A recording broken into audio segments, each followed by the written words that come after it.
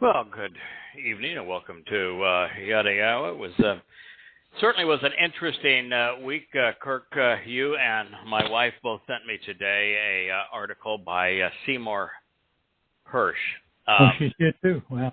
Yeah, if it wasn't Seymour Hersh, I would have discounted it. But it is Seymour Hersh, who is arguably the foremost investigative journalist of our time.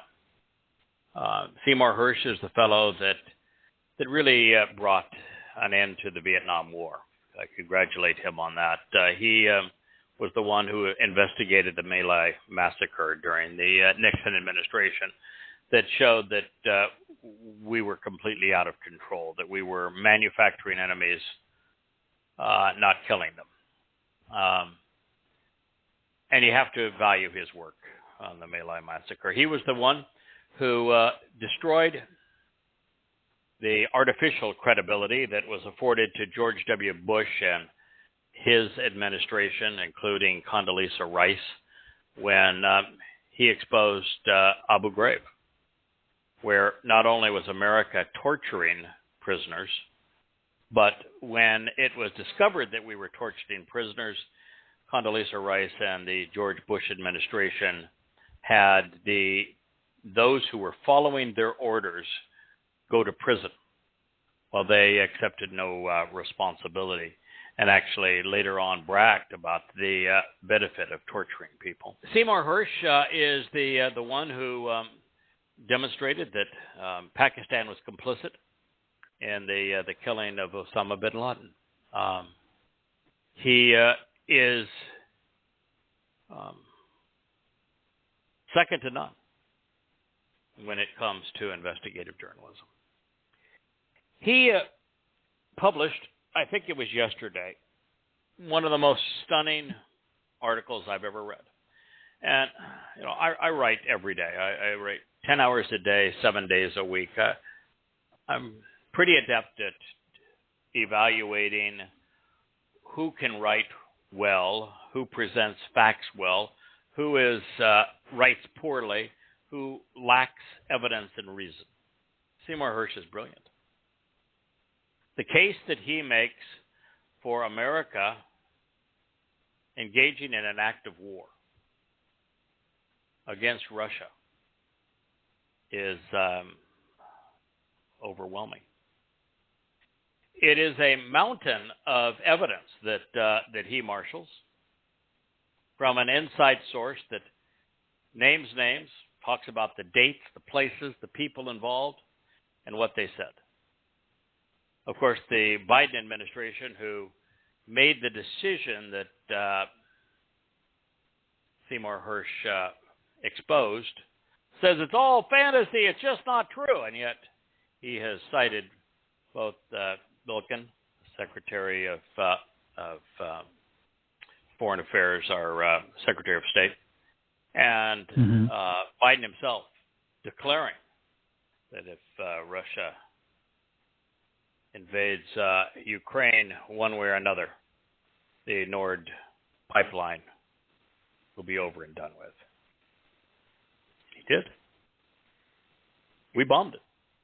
Now, normally I would say the evidence indicates, based upon a very comprehensive article on who did what to whom and how it was brought apart.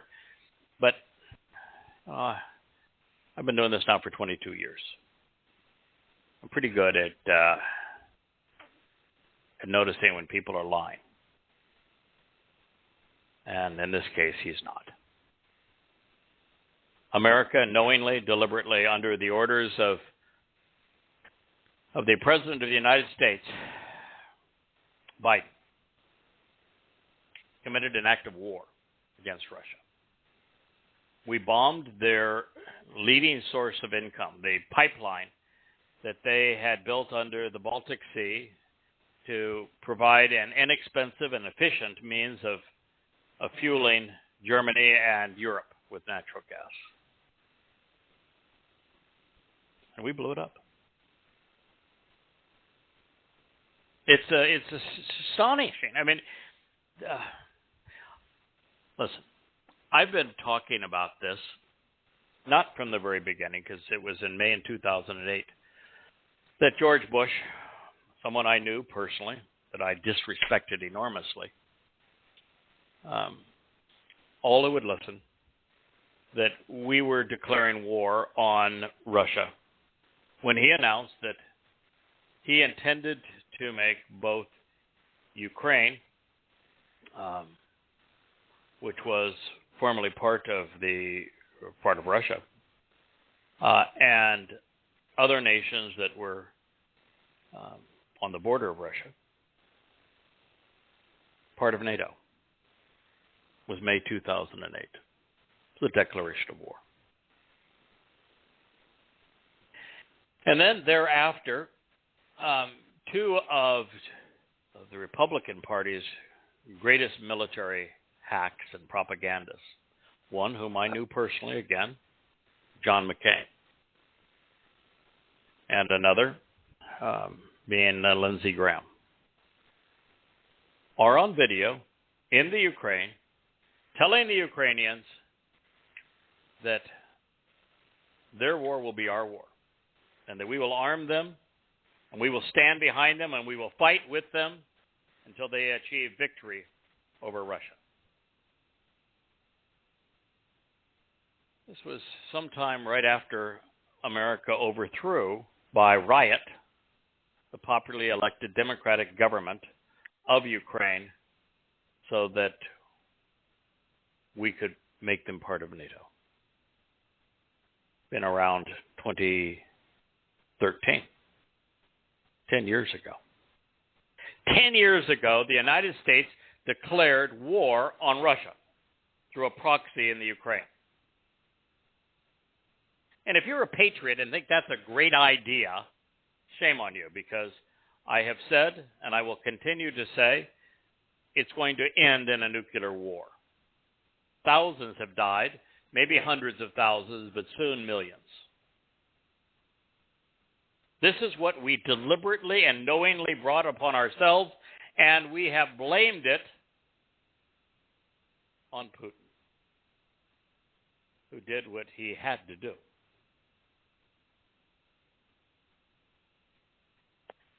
It was an amazing read to discover what Seymour Hersh found. But we taunted the Russians and said we were going to do it. We taunted the Germans and said we were going to do it. And right before what has turned out to be one of the coldest winters on record, we cut off the supply of natural gas to Europe by bombing a commercial pipeline. So what are the Russians going to do in retaliation? Are they going to destroy America's cables over the channel to Europe? They're going to take out America's satellites. Are they going to bomb America's naval shipyards, our Air Force bases, the White House for making that decision? What are they going to do?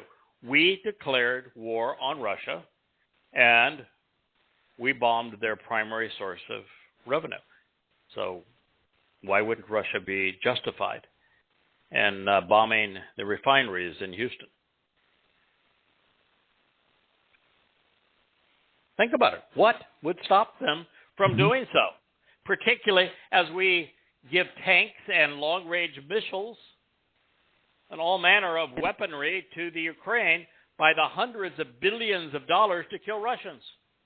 All because we were too stupid to recognize that this was the Cuban Missile Crisis all over again, and this time we were the protagonist.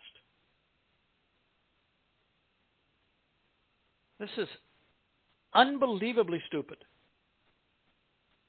And now to learn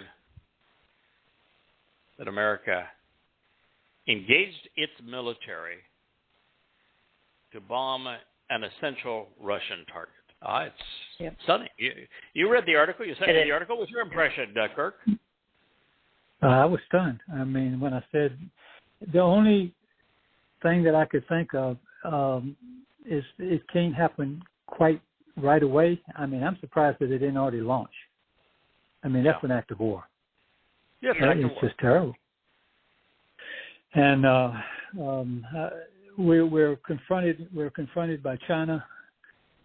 This is not saber rattling. This is really serious stuff. This war in Europe is, as we've all come to conclude recently, this will lead up to a nuclear war. Yahweh, the only thing I think, honest to God, the only thing I think saving America right now is 40% of the Jews, Yehudim, are in this country, and this is not the way it plays out yet. And we have a mission to at least reach them with the truth. What they do with it is what they do with it. But this, I think that's the only thing keeping this at bay. I don't know what else to say about it. I was horrified by this article, actually. Yeah, it's embarrassing to be an American. And, it's the saddest thing about the whole thing is that 99% of Americans, maybe 99.9, have been beguiled, naively, willingly perhaps, into believing that America is right, that it was right to sanction Russia, it was right to taunt Russia, and claim that the Ukraine should be part of NATO, that it's right to send hundreds of billions of dollars of weapons to Russia, to Ukraine to fight NATO, to fight Russia. It's astonishing that we are that easily beguiled, that we can create a boogeyman with the best of them. And it's how we engaged in World War I. It's how the Spanish-American War began. It's how the Vietnam War began. We created artificial boogeymen. We lied as a nation to justify war. And we're doing it again. But we're doing it now against the country with the largest stash of nuclear weapons. And there's no prevailing. If Russia will either conquer the Ukraine against U.S. weapons and European weapons, and won't stop there, and will use conventional warfare to invade Poland and other nations, and Europe will be engaged in war, and that's the best we could possibly hope for. Because if that clown Zelensky gets his way, and he continues to con Western countries, and they are provided with more weaponry, and Russia were to lose, that is the worst possible scenario. Not because we give a damn about Russia. We don't. Don't care about Putin. Don't care about Russia. Care less about the Ukraine, based upon their history and anti-Semitism, their graft. But as Putin's lead ally said this week, the world has never experienced what happens when a nuclear-armed country is faced with its own survival. And what it likely means is that this war will go nuclear. It's inevitable. It is inevitable. Mm-hmm. And we brought it upon ourselves. There was an article, Kirk, that I sent you that was pretty astonishing.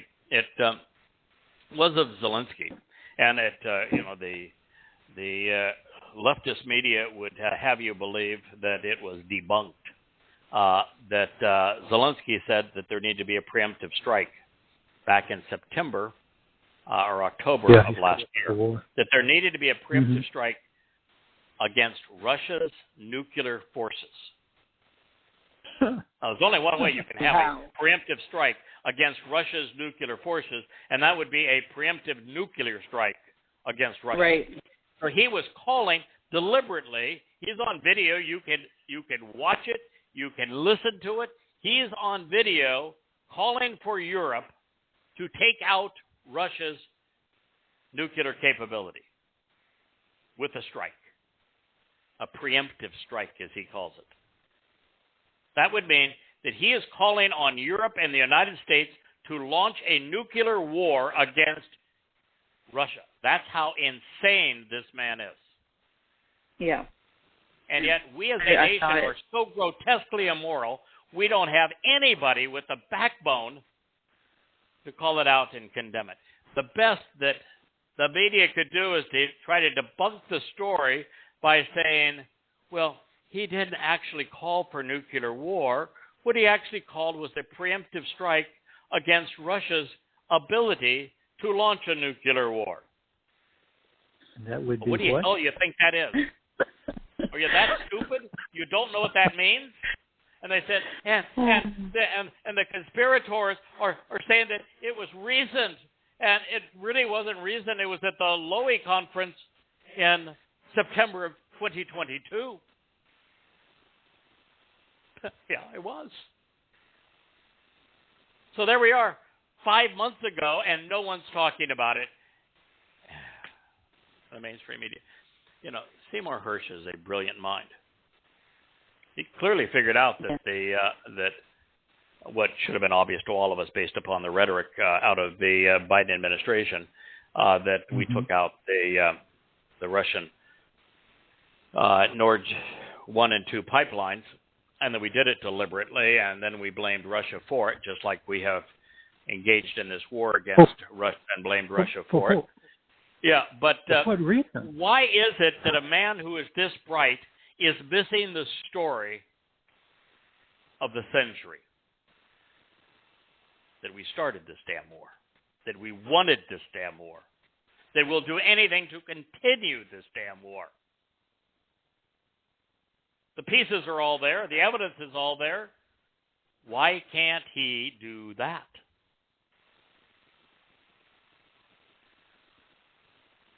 Good I don't question. know the answer to that. I'm sure he doesn't know either. A couple of other items in the news.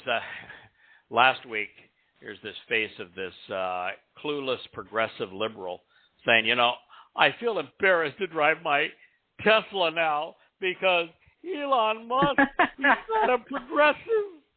Look what he's doing with Twitter. Good grief. Elon Musk is a liberal. He voted for Biden. He's just not clueless, like you.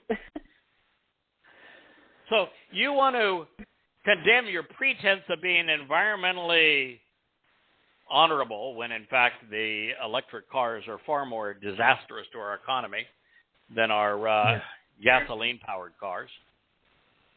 Because you will only associate with that which mirrors your progressive and liberal view. That's spectacular.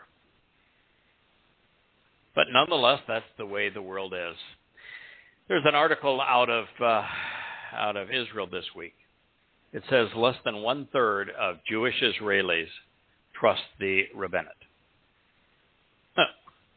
2/3, almost 70% of Israeli Jews know that the least trustworthy people in Israel are the rabbis.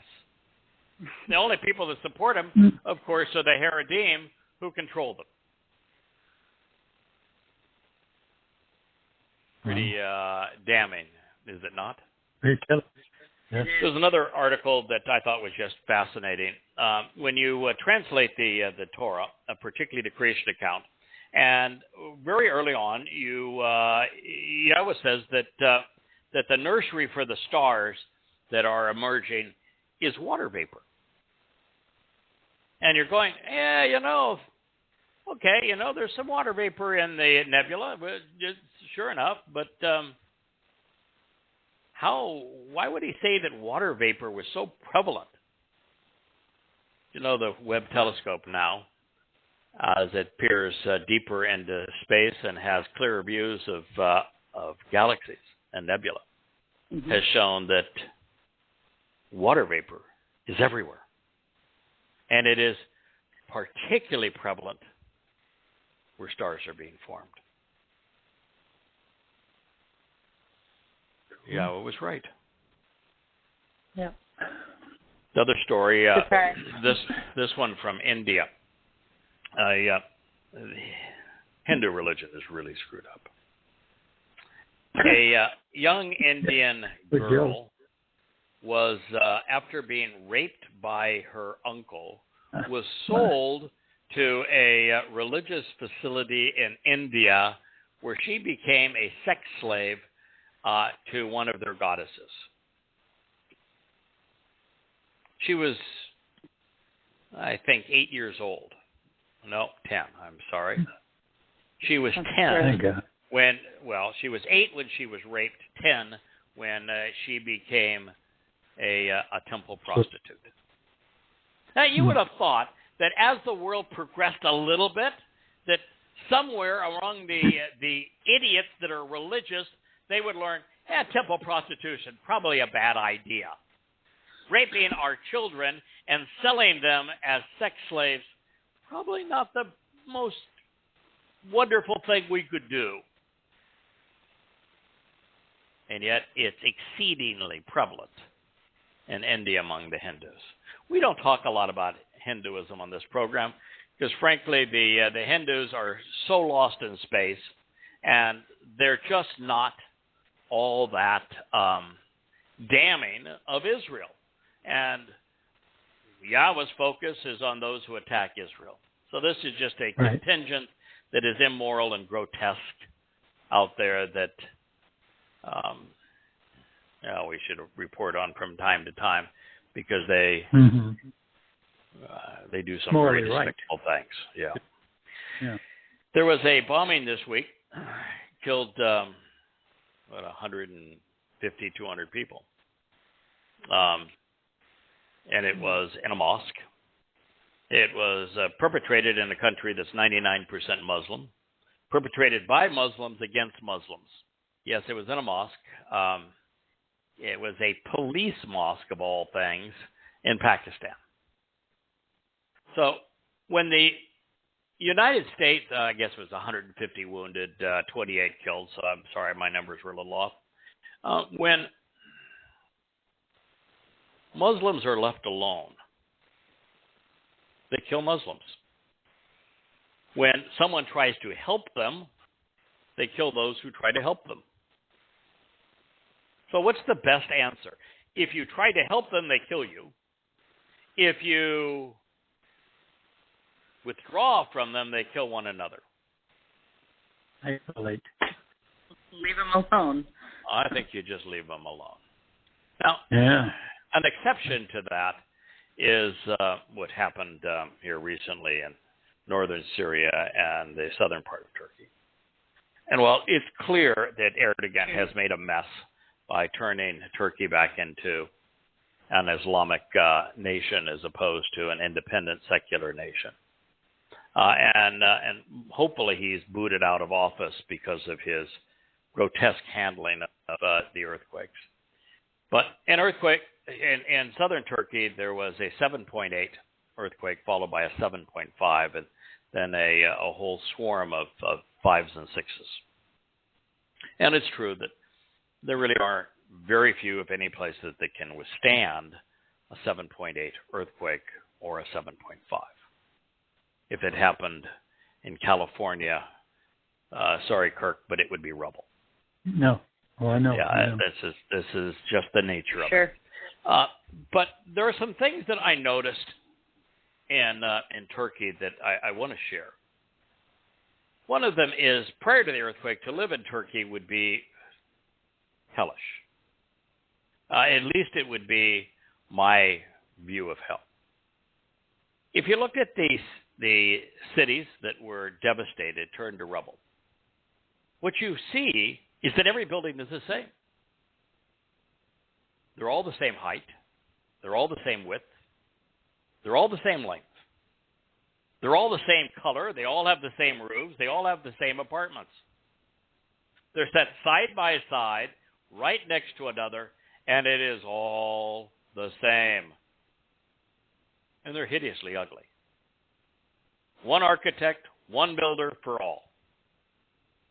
And whoever it is that is the architect and the builder obviously doesn't care about life or ethics, because there's very little rebar in these buildings, because an enormous amount of cinder block in these buildings, that the floors just pancaked upon one another. And when you see the floors pancaked, you look at the edge, guess what's missing? Rebar. Rebar. Concrete without rebar is a rock. It is stunning that people lived in those conditions. It's like a prison camp. It's astonishing that people built buildings without any inspiration. Boy, what Islam does to a culture. Another thing that was interesting about watching watching Turkey in the aftermath is where in the hell is the Turkish government? You see people with their bare hands trying to move blocks of concrete, throwing blocks in the street, which does more harm than good. But you don't see the Turkish military. You see the Israeli military, they're there. You see the Israelis building field hospitals. The IDF is there in spades, doing wonderful work. And there are people from all around the world who came to help the Turks, except the Turkish government. The other thing that's interesting is that, there are a few track hoes here and there, but there's no dump trucks. What good is the track hoe if you don't have a dump truck to move the material out of the way? If you just simply put it in the street, you've accomplished nothing. Now you've made access to people impossible. The other thing that's just amazing is you don't see caravans of food. You don't see caravans of blankets and tents and the things that people need. It's freezing there. People are completely unprepared to take care of their own. It is exceedingly sad. I don't know what the death toll is now, but well over 25,000 and growing. And the agony of knowing that people have been trapped under this rubble and have died because the quality of the workmanship was so poor and because the government had no ability to marshal the kind of equipment needed to save these people. It's a desperate and horrific situation. Looking at other items in the news, the Ukraine this week is pleading for two things beyond, of course, a preemptive nuclear strike against Russia. That ought to work really well. But they say they need, in addition to tanks, which they've received a bunch of, and now they want fighter aircraft, that they need $17 billion in additional financing to repair the damage that has been done by using them as a proxy for war. $17 billion, in addition to the $15 billion they need to resolve the graft problem that has existed for years within the Ukraine, making it the least moral nation in Europe. One other article that I want to share on the news, then we'll get back to Hosea. The Roman Catholic Church, ever the moral beacon of the world, signed an accord with the Communist government of China this week. And the deal they made with China is that China will accept their presence within the communist country so long as the communist government gets to determine who is ordained as a priest. There were some 250 priests that the communist government ordained, that the Catholic Church said, wait a minute, they're just communists. That the church agreed could be priests so long as the communist government gave them a license to operate. Boy, that's taking the high ground, isn't it? That's going to work out well. Oh, wow.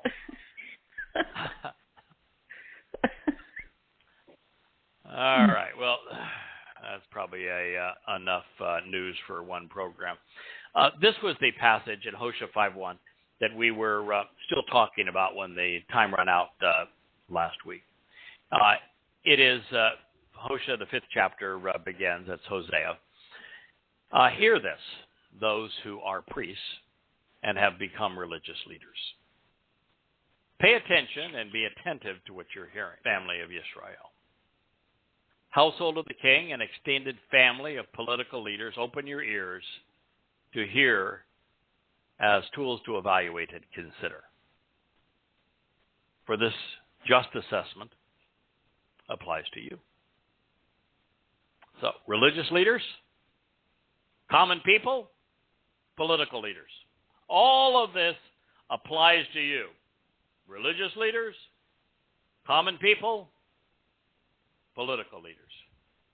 You have become a snare. You're your own worst enemy. A dangerous means to control others. A mitzvah. You even question the means to be observant. In addition to casting a net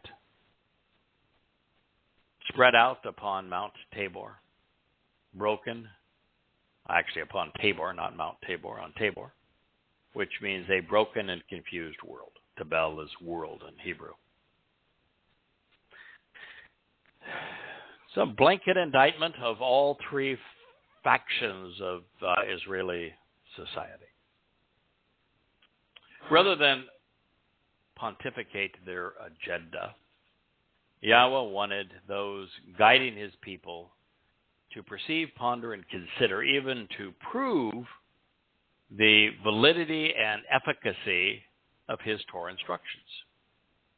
They would do well to weigh and test the Torah and prophets when shepherding God's flock.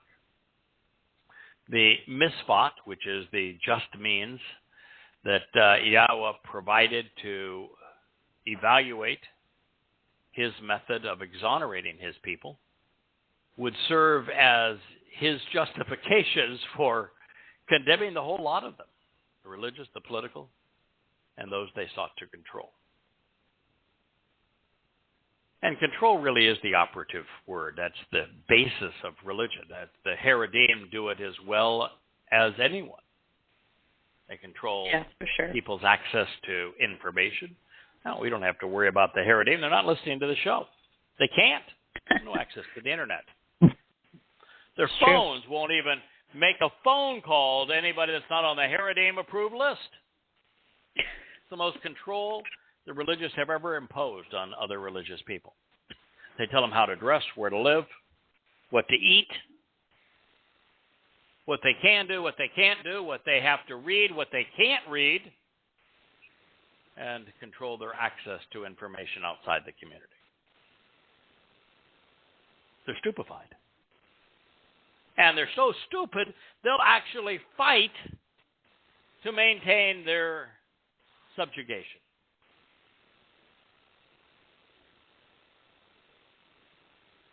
Ultra-Orthodox Judaism is the worst thing that ever happened to Israel.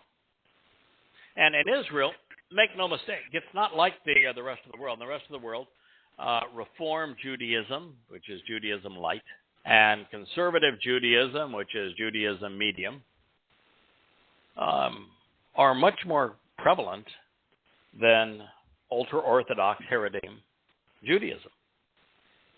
But in Israel, because in Israel, a deal was made, because they don't have a constitution, to give the rabbis control over society. They control who gets to emigrate. They get to control who is married. They get to control who is divorced.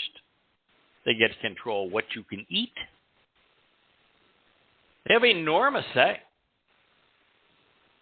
And under a Netanyahu government, they are bribed to get what they want for that government to function.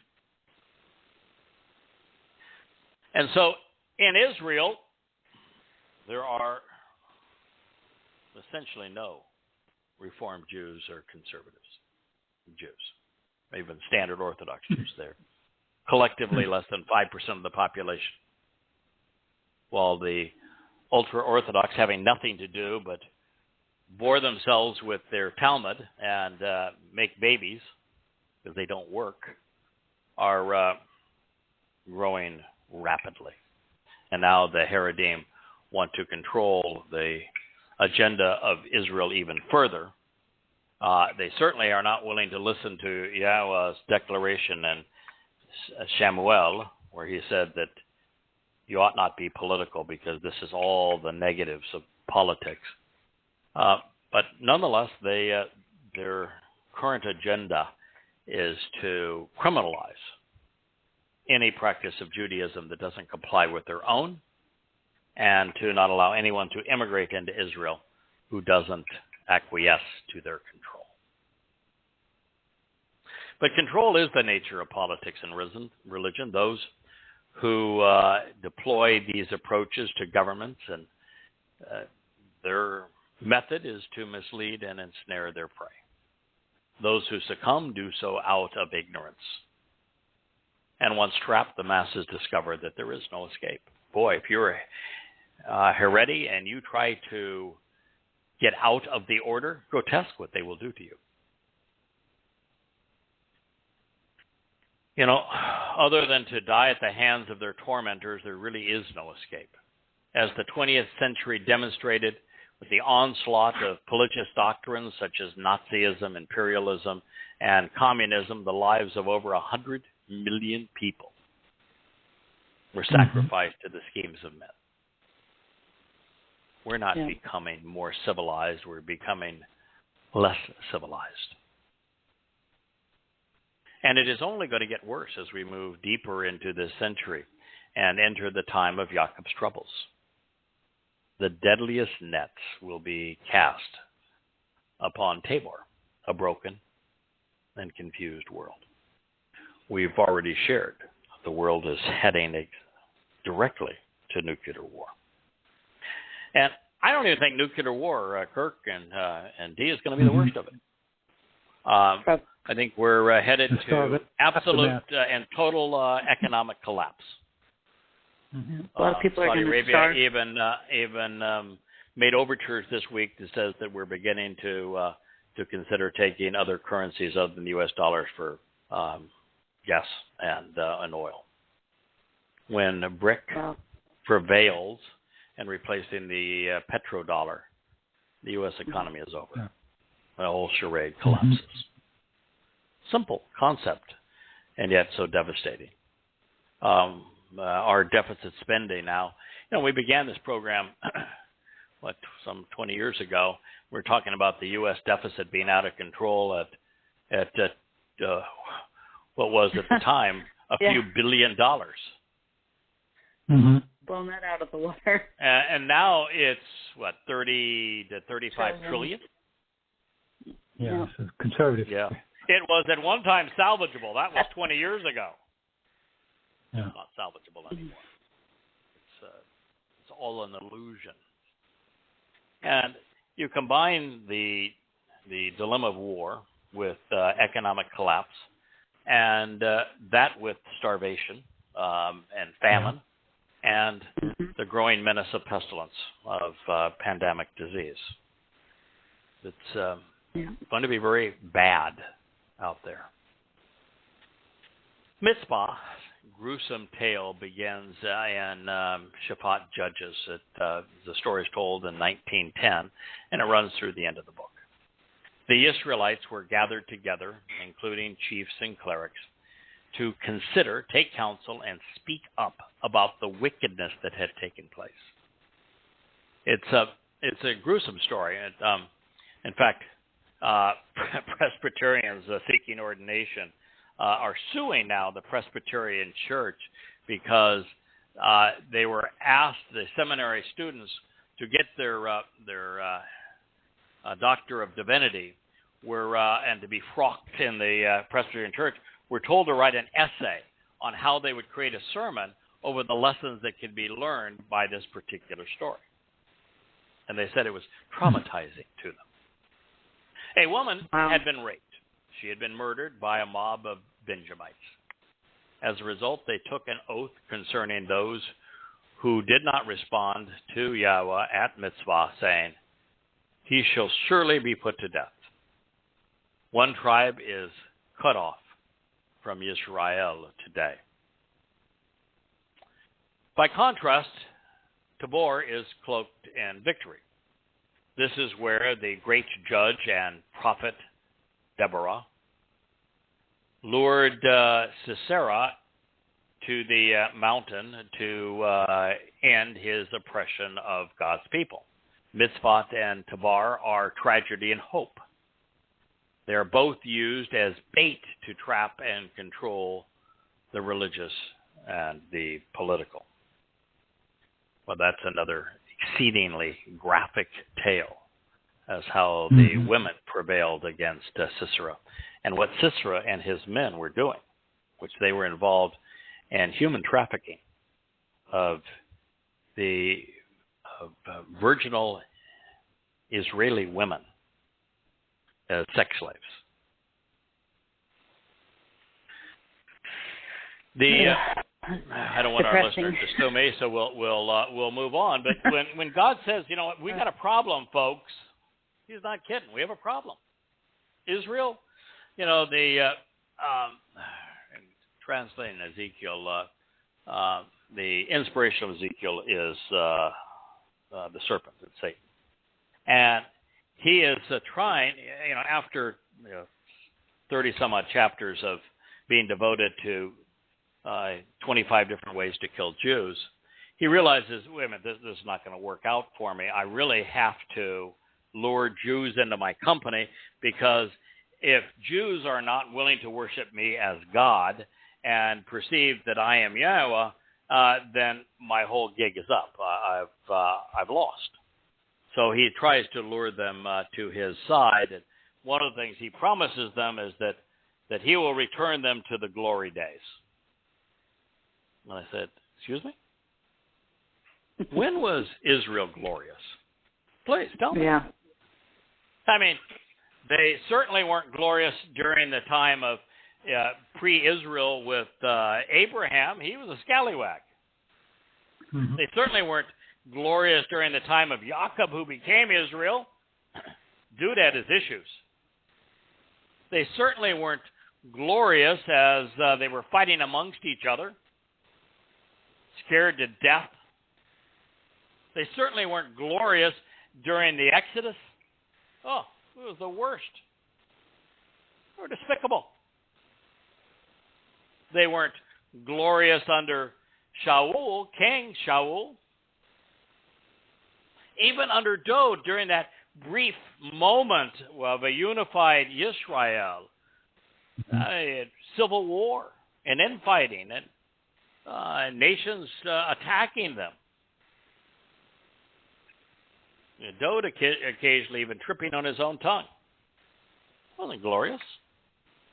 And then after that, as they became divided with Israel violently opposing Yehudah, we find Israel, 722 BCE, bludgeoned into submission and hauled off into historical obscurity by the Assyrians. Nothing glorious there. And after that, there is no Israel, only Yehudah. And boy, there wasn't much glory there. I mean, they had to endure the Assyrians again, and then the Babylonians, and then the Greeks, and 3 attacks and invasions by the Romans, and then the Byzantine Christians, and then the Muslims, and then the Europeans. Mm-hmm. Yep. Hasn't been very glorious. The rebellious insurgents, who are openly defiant, are intensely and deeply murderous, even genocidal. So I will judge and punish all of them, inflicting the appropriate penalty upon each of them, which is to incarcerate the totality of them. Hosea 5:2. God's not pleased with the condition of Israel. Rebellious, openly defiant, murderous, genocidal. What's he talking about there? Well, the fact is that Israel, for its entire history, was rebellious against Yahweh, openly defiant against Yahweh. They never embraced Yahweh, ever. And most of Israel's problems with their neighbors was that there was always a group within Israel that thought that they were hot stuff, and that their way was the right way, and that they could use terror tactics to overcome the larger empires. And so what they did with Egypt, when Egypt was an overlord and trying to stop Egypt from engaging in a battle against Assyria, caused them to be bludgeoned by Egypt and made them susceptible to Assyria. And then when they couldn't make up their mind if they wanted to bribe Babylon or Egypt to protect them, the Babylonians came and whacked them. Yep. Mm-hmm. You know, and you look at what happened with the Greeks. That's the whole Maccabee thing, where they became guerrilla fighters and terrorists. And look what happened with the Romans. Now, listen, the Romans were bad. There's no question about it. They were horrendous no matter what country they occupied, but there was no country that the Roman legions sought to wipe out 3 times. And a lot of it was brought on by a genocidal rage of Israelis. I'm not trying to justify the Romans and the Greeks. They were despicable. The Assyrians, the Babylonians, they were despicable. The Muslims, they were despicable. But Israel has been her own worst enemy for a long time. Now, the proponents of religion, who are overtly hostile to Yahweh and his people, who deliberately pull the unsuspecting away from the proper path, are genocidal from Yahweh's perspective. You know, religion is mass suicide. And for that, they have earned their ticket to hell. God is going to judge and punish them all, inflicting the appropriate penalty on each insurgent, which will be the very least to incarcerate them in Sheol. To be just, recompense is required. To be fair to those they deliberately killed.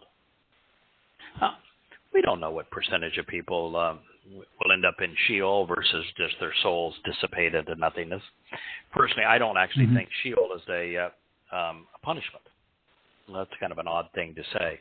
But clearly, the dissipation of one's soul. You don't know Yahweh. Yahweh doesn't know you. You were misled but didn't actively mislead others.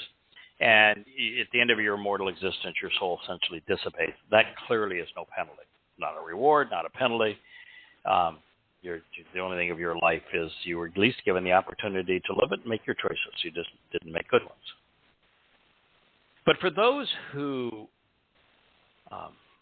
were belligerent, who deliberately led people astray, who attacked and harassed Jews, well, something else has to happen. And I think, based upon what we read, that their primary punishment is going to take place as they are judged and they receive what they doled out. And so I think a lot of recompense we're going to witness as a means to leave those they victimized whole. Mm-hmm. And I think the punishment is at that time, and that the black hole that they will spend their eternity in is designed for a simple thing: quarantine. Yes. Eternal separation. There's no God there to torture anybody. In fact, we've actually found now there's enough black holes in the universe that everyone could have their own little private black hole. Yeah, there's a lot. Yeah. And a black hole is essentially a singularity. It is exactly the way Yahweh describes Sheol. It is a place where it has a complete absence of light, where nothing escapes, and time is eternal. Yeah, the only dimension that exists in a black hole is time, and it's eternal. Once you even approach the event threshold of a black hole, time simply stops. And in the center of a black hole, time is. Wow. I was watching a number of programs here recently put on by a number of the Discovery kind of science channels and that sort of thing. Mm-hmm.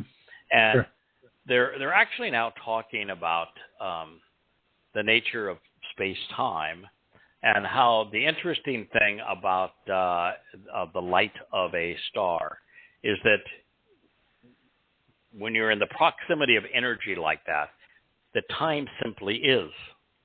And they actually will talk exactly about this, like we talk about the Hebrew language, like we talk about light, like we talk about where Yahweh is taking us, that in the fourth dimension where we are stuck in the ordinary flow of time, it only moves in one direction at one pace for us.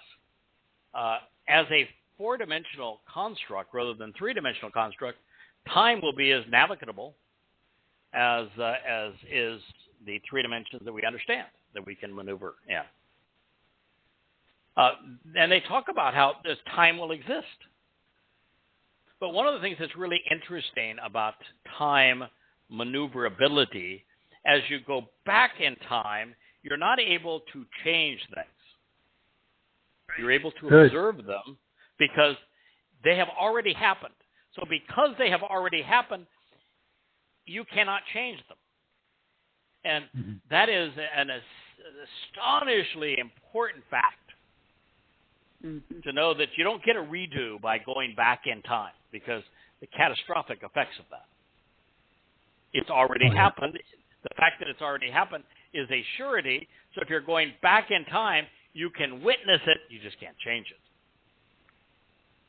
That makes sense. So it's a fascinating study as they talk about the very things that we've been talking about, how these things are dimensional and how time and space can be understood in this way. That's pretty cool. The text of Hosea continues.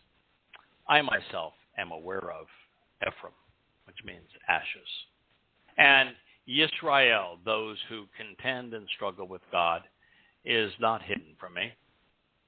For now, Ephraim, worthless specks of carbon, is an unfaithful, immoral, and disingenuous religious whore. And Israel is defiled. Their culture, their traditions, social nature, their religious practices, their political dealings do not allow a return to their God. Indeed, it is certain that an illegitimate and duplicitous spirit is within them. Therefore, they do not know or understand Yahweh. That is true today. It would be hard to find even a handful among the 7 million Jews living in Israel who know Yahweh's name, who understand his nature, who appreciate what he is offering, and have any understanding of what he is expecting in return. Those who know and understand Yahweh are almost universally in this position because they have read Yada Yahowah. Mm-hmm. As I was translating Ezekiel, which is Satan's autobiography, it's his playbook, all laid out for us to consider. It is interesting that I just finished the Valley of the Dry Bones, which is what a hoot. And the resurrection of the Valley of the Dry Bones is for a singular purpose. Satan must claim every Israelite who's ever lived to prevail. For a draw, he just has to keep anybody from attending Yom Kippurim in year 6000 Yah, here in 2033. But to win, he needs every Israelite. So the Valley of the Dry Bones is supposedly every Israelite who has ever lived, all being assembled together, all resurrected, and yet between the tens of millions of them, there's not a single soul. there's only one Spirit. Satan. Yikes. It's a very frightening thing. Yeah, And so we're looking at this and saying, all right, Satan is really explicit. You don't see it in the English translations because they do not translate ruach as spirit. But that's what ruach means. And he is insistent, he has to repeat it 20 times, that I'm giving them my Spirit. I'm claiming them as my own. I will be their God. They will acknowledge me. He, of course, then, once he said that, he just leaves them to rot and to erode right back in the dirt because he doesn't give a crap about their lives. He just needs their profession to acknowledge that he is God. But in doing that, one of the things that was so interesting, so you'd have to have, because he claims it's every Israelite. So you've got tens of millions of Israelites, allegedly, at least in his dream, that are resurrected. And to give them all a spirit. And at one point he talks about spirits being called from the four winds or the four spirits. It's unclear if he's saying that he is comprised of four spirits, is if he can command spirits from all over the universe, or if he is a singular spirit. And normally you discount anything Satan says and say, oh, well, it's Satan, it's probably lying to us. But no, this idea that Satan drug a third of the heavenly host with him is a revelation concept. It's not said anyplace else. So we really have to discard it. We don't know how many of the Malach may be unified with Satan, if any. But what we do know is that Satan claims that he can possess every Israelite who's ever lived. He can resurrect them, he's claiming. He can give them temporary life. He can cause them to bear his spirit, which is to damn them to Sheol. So when God says that indeed it is certain that an illegitimate and duplicitous spirit is within them, king of Hasatan. Now, he is not saying spirits plural, it was spirit singular. A duplicitous spirit singular. And so there appears to be a way, based upon what Satan is claiming himself and what we read here, that Hasatan can leverage his spirit and imbue many people with it. Two of his victims we know for certain were Paul and Muhammad. And my guess is that you would find that the same thing was true with the Kiba and Maimonides and Adolf Hitler and Hadrian and Titus and a few other special individuals. Mm-hmm. But we are fighting a spiritual battle. The thing that was so humorous about Ezekiel is that this is Satan's game plan. He has never been held accountable for it. Not a single person in 2,500 years has held him accountable for it. This is Satan saying, this is what I'm going to achieve. He's been done in by a dumb goy. I'll tell you what, he did not see that one coming. Well, he could read the same stuff. He obviously is kind of slow, huh? Yeah, I know. I call you the not so dumb boy. he can read and has read Yirmiyah, which speaks of what we do, and Yeshaya, which is prolific about what we're doing. But he didn't seem to be able to put together those pieces. So, in this particular statement, it ends, therefore, they do not know, lo Yada Yahowah. And we've looked at Yada from every side now. As the song said, from up and down, and still somehow, it's illusions of Yada the Israelite recall. They don't know Yada at all. There are many revealing verbs in the Hebrew lexicon, but when it comes to Yahweh, Yada is the gold standard. the best of all. Yada means to know in a familial sense. It means to be aware of, to recognize, to acknowledge. When you put those concepts in association with Yahweh's name, persona, and his nature and his purpose, it doesn't get better than Yada Yahowah. And that's what this text just said. Wow. Yahweh was aware that Yisrael, those who were contending with God, had become Ephraim, worthless.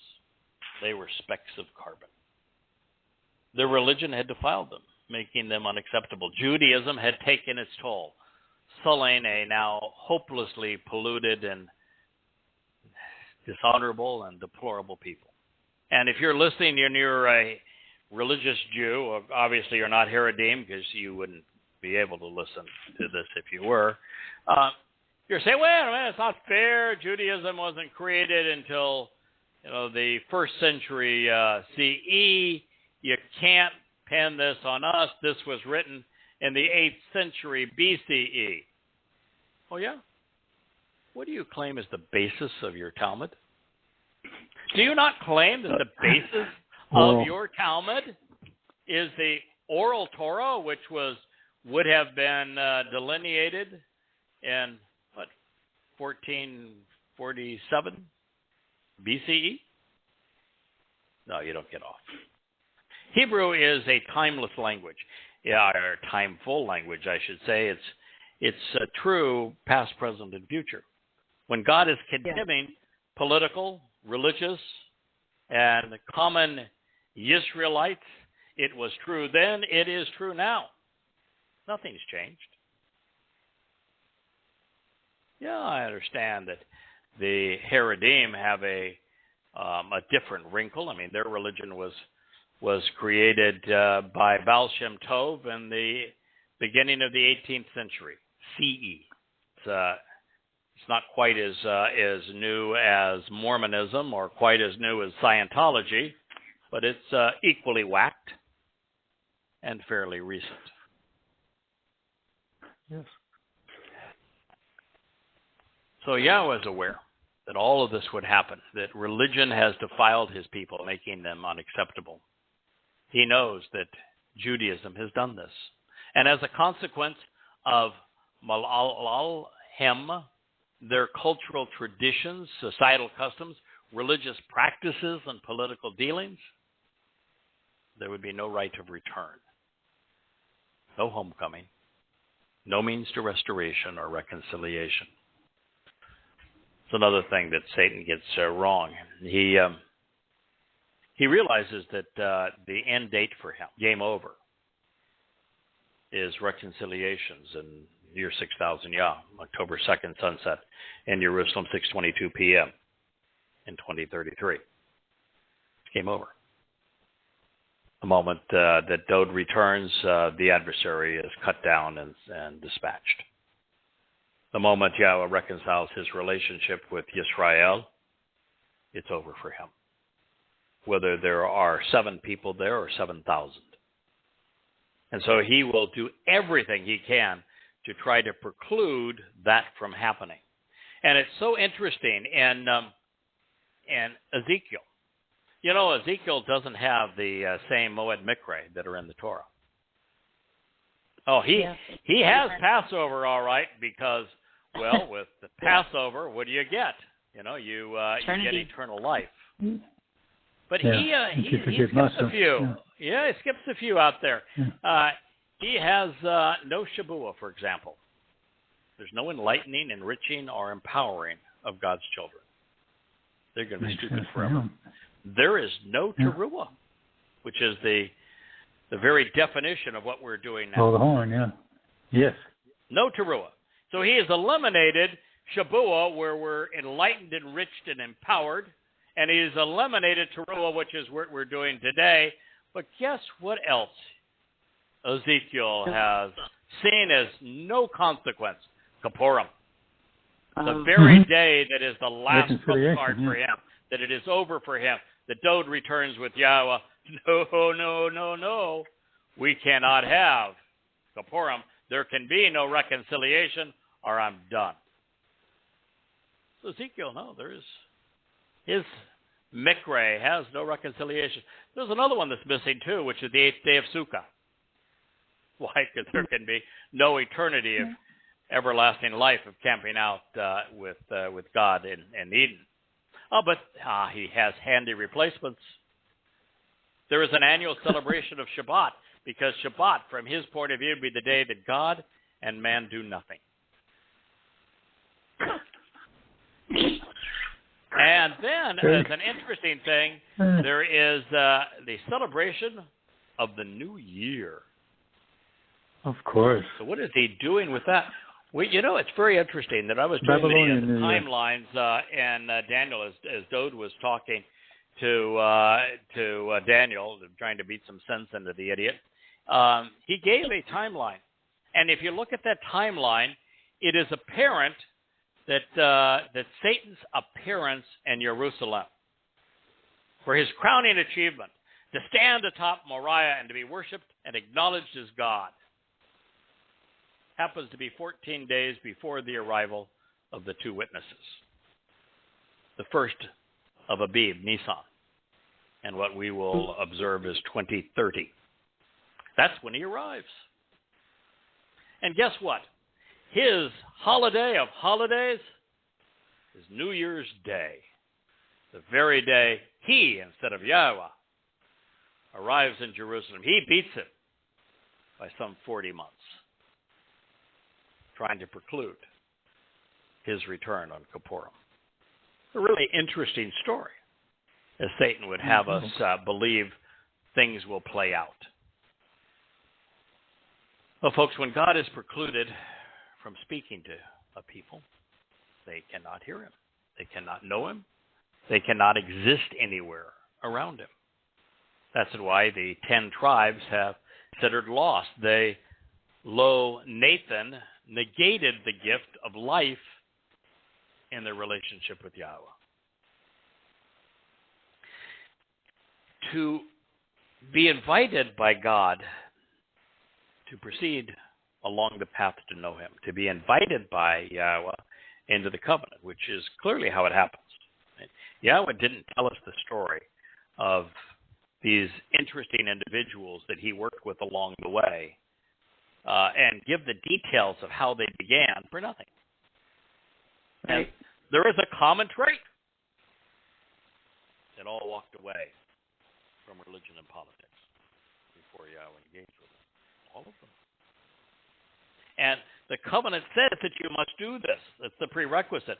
Yahweh won't even reach out to someone, won't invite them into his company to know him until you've done these things. So if you are religious or you're political, whether Yahudem or Goyim, you put up a giant wall that says God's not welcome here, and he is not going to break it down. So until you walk on the other side and put that wall between you and religion, that's to know God. That's one of the things we're talking about again, and I will be bringing up Ezekiel a lot because it is such an eye-opener in terms of what Satan intends. And one of the things that you learn is just how insistent he is on convincing every Jew to know him. And this very thing that we're doing, which is exposing Yahweh to people, is going to thwart him. But understand that the serpent, the Loitan, is the title Yahweh loves to give him. That's from Yashayah, Loitan. That this serpent needs a clean sweep. To win, he needs every Israelite. And so he's playing a very different game than Yahweh is. His game is numbers. I've got to have them all. Yahweh's not playing that same game. His game is quality. He was happy with Adam in the garden. He was happy with his relationship with Dode. He was delighted with his relationship with Moshe. He loved Sarah, tolerated Abraham.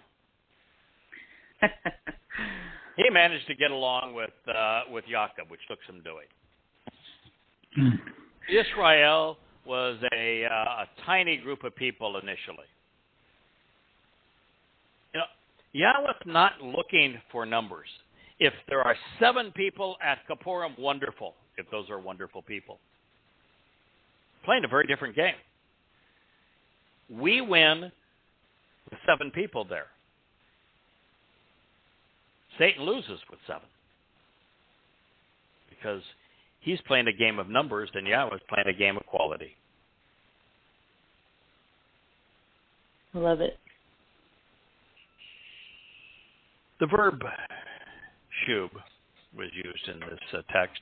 It means to return and be restored. It was presented in the call infinitive, affirming that the obstacles in their path were daunting and they were enduring. Over the next 27 centuries, the Israelites would identify with their customs, their traditions, and religion, but not their God. That's particularly true today. About 40% of Israelites living in Israel are progressives. They're incapable of thinking. They're out there now marching by the hundreds of thousands in Tel Aviv because they think that by reforming the judiciary in Israel and having the jurors appointed by the people that are actually elected, that they will be destroying democracy. That democracy is somehow based on having a judiciary that is completely outside of the reign of the people's management. But they claim, but they're so stupid, they will march by the hundreds of thousands in Tel Aviv to say that they won't tolerate the death of democracy that would occur by having political judicial reform and making the judiciary under the control of the elected officials. Now, I'm certainly not a fan of the Netanyahu government, and I'm not endorsing what he's doing, but I can tell you the arguments that are being made by the United States and France and others against Israel, that they were foregoing democracy if they make the judiciary accountable to elected officials, is stupid. I mention this because that is the nature of progressives. They just flat out can't think. 40% of Israelis are outside of the bounds of people that we have any chance of reaching for Yahweh. They will not be among the 7 or 7,000. And then on the other side, the Haredim, the fundamentalist Jews, representing 40% of Israel today and growing, or soon to be 40%. I think you're a little shy of that at this moment, but they're growing very rapidly to that point. They're not reachable either. No amount of evidence or reason is ever going to cause them to embrace Yahweh. So now you're dealing with only 20% of Jews in America and Israel and throughout Europe. 20%. And of that 20%, they all have to give up on the customs and conspiracies and politics and any form of their religion and be willing to open their mind to Yahweh and open these books to read about what Yahweh has said that he is offering and expecting in return. And what percentage of that? Now, that's very early. I mean, the first person to join the covenant family was Joe Page, my good friend, for so many years, that was so essential to getting these books initially online. He's Jewish.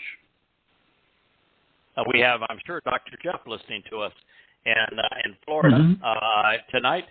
Dr. Jeff was among the first handful of people that read Yada Yahowah and became a covenant member. He's Jewish. My wife is a covenant member. She's Jewish. We have many members of the covenant who have done the DNA test and found out they are, in fact, ethnically Jewish. We've already won. Satan is lost. And there will be thousands. Well,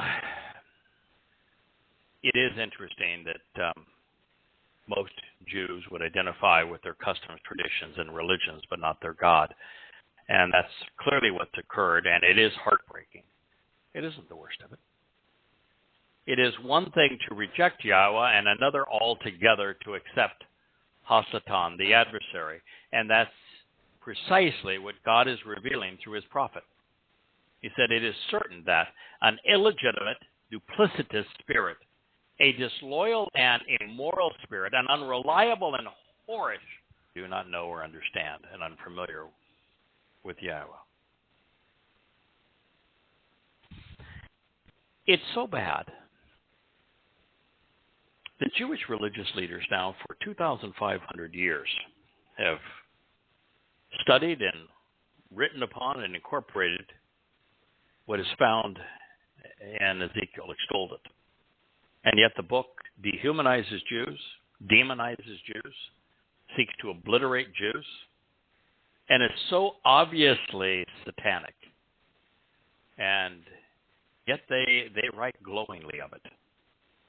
It's not, I mean, I feel a sense of satisfaction for being the first person in 2,500 years to point this out and to prove it. Sure. But I really shouldn't. I mean, yes, it's technical writing. Yes, it requires a person to know Yahweh and to be able to differentiate between Yahweh and the adversary. But it should have been done 1,000,000 times. True. It wasn't all that difficult. Heck, if a dumb goy can do it, anybody ought to be able to do it. Fortunately, they were left with a glimmer of hope. The negation of Yada, fortunately, was scribed in the perfect conjugation. In that prior statement that we have read, that they do not know Yahweh, that means they did not know Yahweh then. It doesn't mean they would never know Yahweh. Mm-hmm. If it was to be that they would never know Yahweh, it would have to be written in the imperfect. Thankfully, it was not. Perhaps by juxtaposing Yada and Yahweh, God is suggesting that Yada Yahowah may contribute to the awakening of the remnant, such that they dispensed with their customs, traditions, religions, in addition to that illegitimate spirit, and give Yahweh a chance. Between now and then, we can be assured that it is religion which has separated Yisrael from Yehudah. Nothing has been more harmful to Jews than Judaism. Rather than bringing people and God together, religion is the biggest impediment to God the world has ever known. Religion just isn't a trap. It's not a means to control the unsuspecting. It precludes believers from knowing God. I found it fascinating in Ezekiel. The 38th chapter is this fanciful tale of the Valley of the Dry Bones, which I am assured that when those listening to this program have a chance to read it, you'll really find it fascinating. It is so grossly untrue and yet so unbelievably revealing. But the 2 chapters that precede it were really a surprise to me. I had thought that Satan would adore Islam because Allah is modeled exactly after him. Spends all of his time in hell, hates Jews, despises women, endorses lies. It's for Satan. Put a shrine right there on the top of the Temple Mount as a trophy. It couldn't be better. It's written at the same amateurish level as we read in Ezekiel, as we read in the Quran. I would have thought he would have loved it, and certainly for a long time, I'm sure he's been tickled pink with it. But what Ezekiel says is that Satan is going to turn on Islam. He's going to eliminate it. And that's not all. In the next chapter, he says he's going to dispense with Christianity. And you might say, why? Paul was demon-possessed. The Christian New Testament is like Ezekiel. It has all the same themes. Why would God give up on these two religions that have served him so well? These two religions did everything that Satan needed to obfuscate people knowing Yahweh by name, by reputation. They negated his Torah. They replaced it with satanic gibberish. You would have thought that would have been his crowning achievement. And yet in Ezekiel, he says he's going to eliminate both. I'd like to wager a guess as to why. Doesn't get him Jews. Oh, yeah. Exactly. The answer is really pretty simple. The thing that opened my eyes to what Islam was all about is when I learned that Satan, the adversary, must destroy the title of being the adversary if he is going to be worshipped as if he were God. And so the single most important thing is that Satan has to destroy that myth that he is the adversary to be perceived as God and to be perceived as the God of religion, which he is. Well, he used those religions to do that, and then he used Judaism to eliminate the name of God so that it wasn't spoken by his the people that he was soliciting. But Satan knows that Allah is not God. He knows that Jesus is not God. He doesn't want to be worshipped. And when in Hosea 14 that it talks about what his goals are, he doesn't say, I want to be worshipped under the name of a false god Allah. I want to be worshipped under the name of a false god Jesus. No, he wants to be above the Most High Yahweh. Wow. Well, Islam and Christianity would have him be worshipped as Jesus and Allah. That's not what he's trying to achieve. He wants to be worshipped as if he were Yahweh. Can't achieve that with Islam. Can't achieve that with Christianity. And so he has to destroy them. Makes sense. For him Sick to way. be accepted by Jews as Yahweh. And then by going against them, he is presenting himself as their Savior so that they come to know and accept that he is Yahweh. Fascinating. It is. So,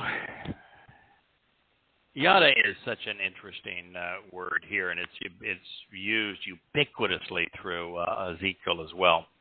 And it means far more than just to know and to understand, although when associated with Yahweh, to know him and understand what he is offering and expecting from us in return is plenty sufficient. Yada is the purpose of our quest. Every possible rendering is worthy of our consideration. So, according to the New American Standard Hebrew Dictionary, Yada is translated the following ways and times: to acknowledge 6, to be acquainted with 6, to be aware of 6, to choose 2, to comprehend 1, to be concerned with 3 times, to consider and discern 6 times, to discover 3, to experience 5, To be familiar and intimate as a friend, 4. To find, 6. To have knowledge of, 13. To have relations with, 10. To be informed about, 5. To investigate, 2. To know and to be known, 700 times. To be certain, 8 times. To learn about, 8 times. To make someone or something known, 40 times. To notice, observe, 6. To perceive and realize, 10. To recognize and regard, 4. To teach, instruct, and declare, 17. And to understand, 12. Yada is used nearly 700 times as a verb in the Torah, Navi, Wa Mizmor. Impressive number. At least until we recognize that Yahweh's name is spelled out, 7,000 times. Pretty impressive, too. So it all comes down to, who do you know? What do you understand? And how are you going to acknowledge and respond to it? We'll engage in one more statement from Hosea, and then we'll conclude our program because we have just 30 seconds more of broadcast, and we'll still have more time of recording. But this is now Hosea of 5:5. Moreover, the prideful arrogance of Yisrael testifies against his presence.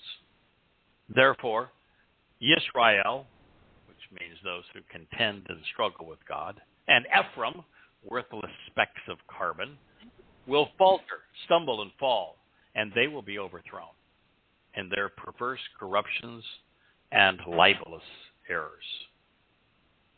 Yahudah, beloved of Yah, will also waver and succumb along with them. Wow.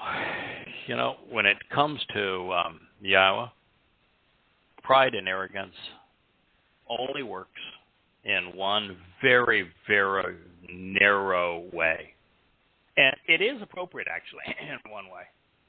And that is we should be proud of being the one in a million who come to know and understand Yahweh. That is a worthy achievement. We should be pleased that we're doing his work, sharing his word, reaching out to his people, calling Yisrael and Yahud home. We ought to be prideful, that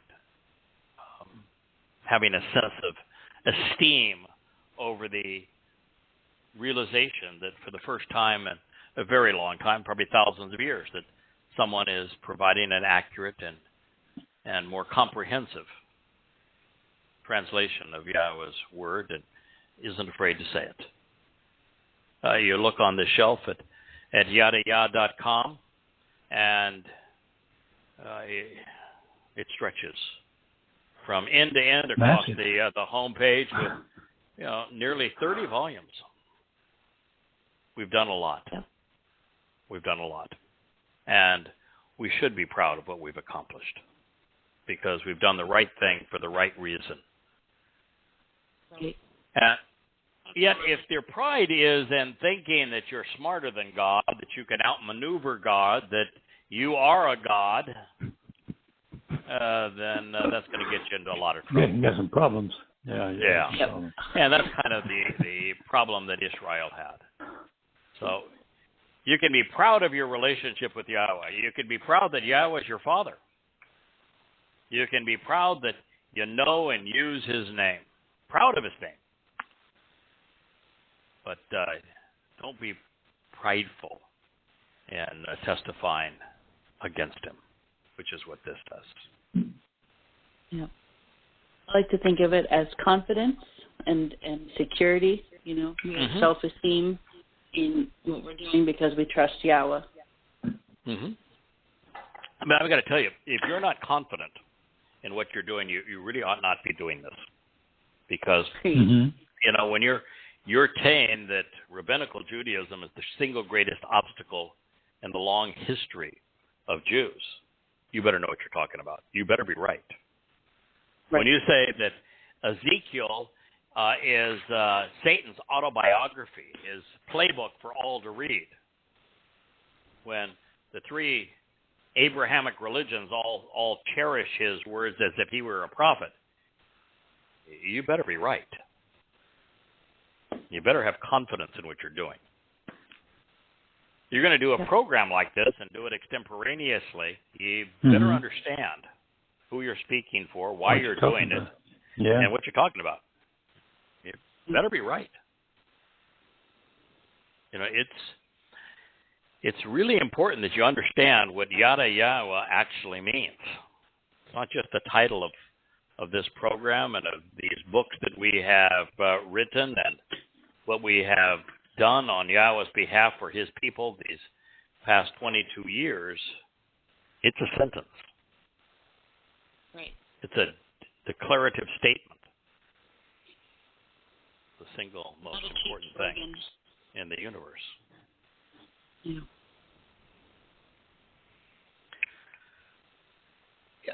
It is a curiosity here, and I don't really suspect I know the answer to this one, but Ephraim was the son of Joseph along with Messiah, and the two became part of the 12 tribes because Joseph actually is eliminated from amongst the names of the 12 tribes, and his two sons that become double what he was because he got a double portion when Reuben walked the narrow and short plank off the deep end of the pool after getting caught futzing around with one of Bilhah, one of his father's concubines.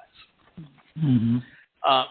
So Ephraim has become in many ways a synonym for the breakaway of Yisrael. You know, Yisrael can mean one individual, and Yaakov is Israel. It can mean many individuals, and that it describes the descendants of Yaakov. So those who would be ethnically related to Yaakov, all of Yisrael would be all of his descendants.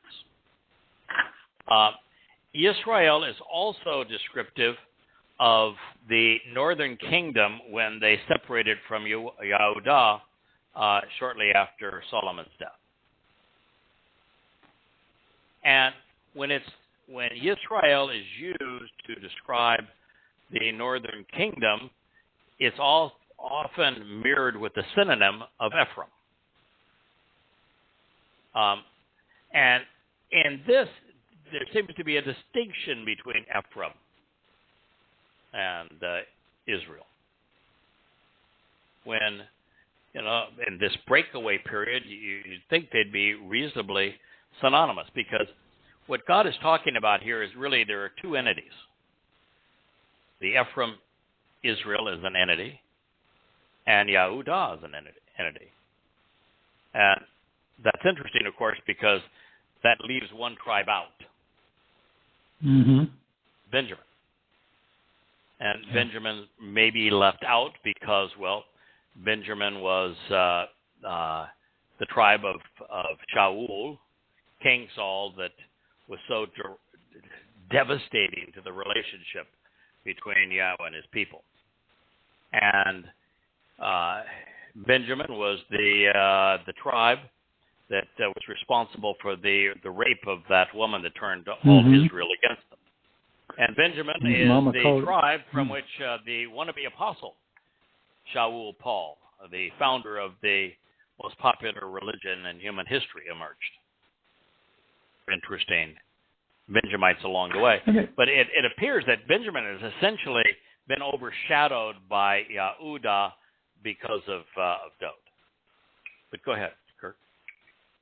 No, I was going to share my Benjamin story. I'll show you how your brain thinks and how smart I thought I was once. I got on the show and I said, I finally figured out why Benjamin is in the same location as the southern kingdom and it's not in the northern kingdom. Because I say it must be something to do with why he allowed maybe he's a thorn in the side to the Yehudim. And I thought, boy, that's rather, okay, I'm clearly thinking, at least trying to think. And just like Satan in the Garden of Eden. And then you immediately turned around and said, Kirk, who's he coming back to save? Yeah. Yehuda, Israel. Where's Benjamin? He ain't coming back to save him. That doesn't mean a Benjamite descendant could not do the same thing that we do as Goy and be part of the family. He's not coming back for that tribe. He absolutely detests that tribe. Yeah, he does. It's the only way you can read. Yeah, he is the wolf that rips apart. From the start. The people is the forecasted blessing, if you will, about him. And then Paul, of course, became the wolf in sheep's clothing. But you look at the location of Benjamin. They are they're the beginning of what you find after you leave the northern frontier of Yehuda. You get to Benjamin and then to all of Ephraim and Israel. So that's where they sit in terms of their land. So yeah, it's an interesting story. But I am curious, and I would love to hear the contribution of our family as to how Ephraim can both be synonymous with the northern kingdom Israel, Israel divided and against Yehuda and against Yahweh, and Ephraim somehow slightly distinct from Israel. I mean, they are condemned under the same breath here, so there's obviously not much separation, but he says that therefore Yisrael and Ephraim will falter, stumble, and fall. They'll be overthrown. They have exactly the same fate. They're both in the situation because of their perverse corruptions and their hideous errors as they have led people away from Yah. So they're being cast together, but yet still listed as if there was some distinction between them. And maybe the distinction is that while Israel does represent the northern kingdom, and it represents either 10 or 11 of the 12 tribes, and everybody other than Yehuda, Ephraim is exclusive to that reality, where Yisrael is not exclusive to that casting, because Yisrael is inclusive in its origins, inclusive of Yehuda. Exclusive when they became part of the northern kingdom and rebelled. But were born inclusive, and reconciliations will return with them being inclusive of Yisrael. He says, I'm going to reconcile my relationship with Yisrael and Yehuda. That relationship will be reconciled. And then the next time he speaks to them, he only mentions Yisrael because Yisrael is inclusive at that point of Yehuda. Understood. So that's possible. The other thing that's interesting is that Ephraim, when King Shaul, the rebel against Yah, was killed, the last tribe to accept Dod as king of united Yisrael was Ephraim. When the northern kingdom of Yisrael declared their independence not long after Solomon's death, the first king of the northern kingdom was from the tribe Ephraim. Ephraim.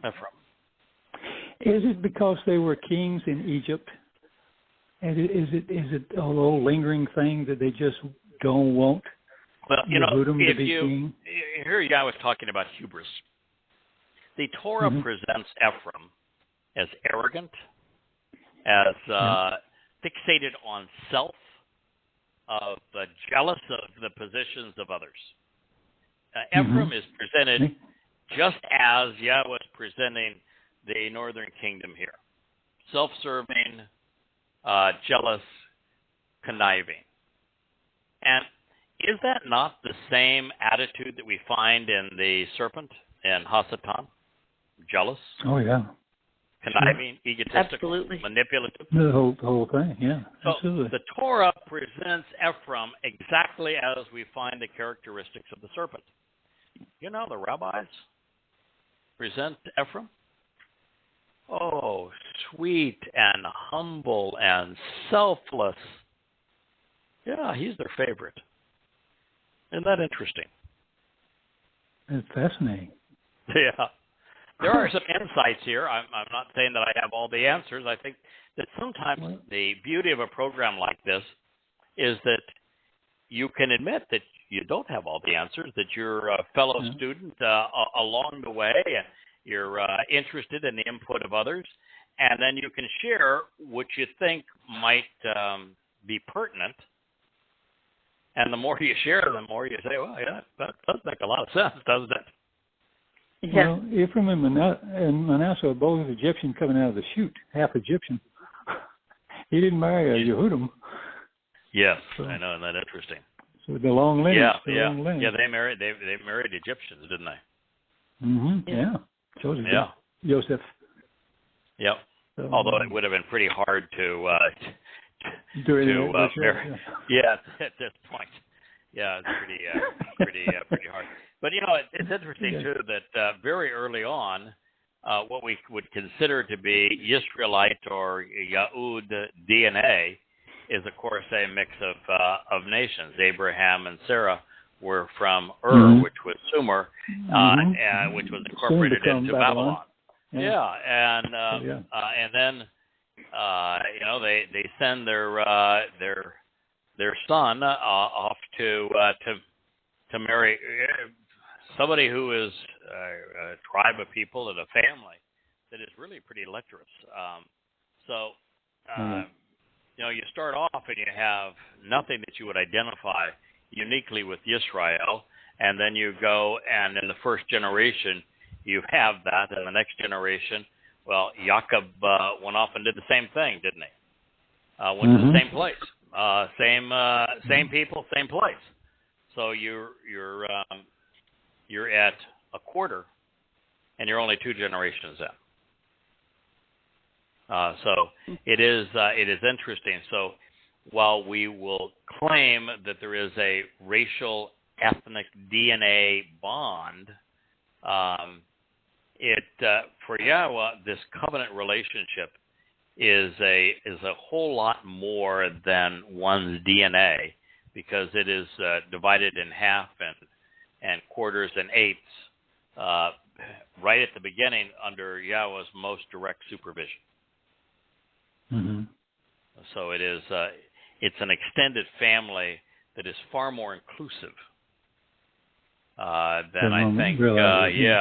The rabbinical Jews now who are trying to constrain the right of return to only those who profess Judaism, because it's very difficult to say this person is Jewish, because, okay, you could have a Jewish mother, but your father be Goy, and your mother might have only been half Jewish, because, you know, her father was a Goy, and, you know, now you're at a quarter, and soon to be an eighth. So the old DNA test is only going to get you so far.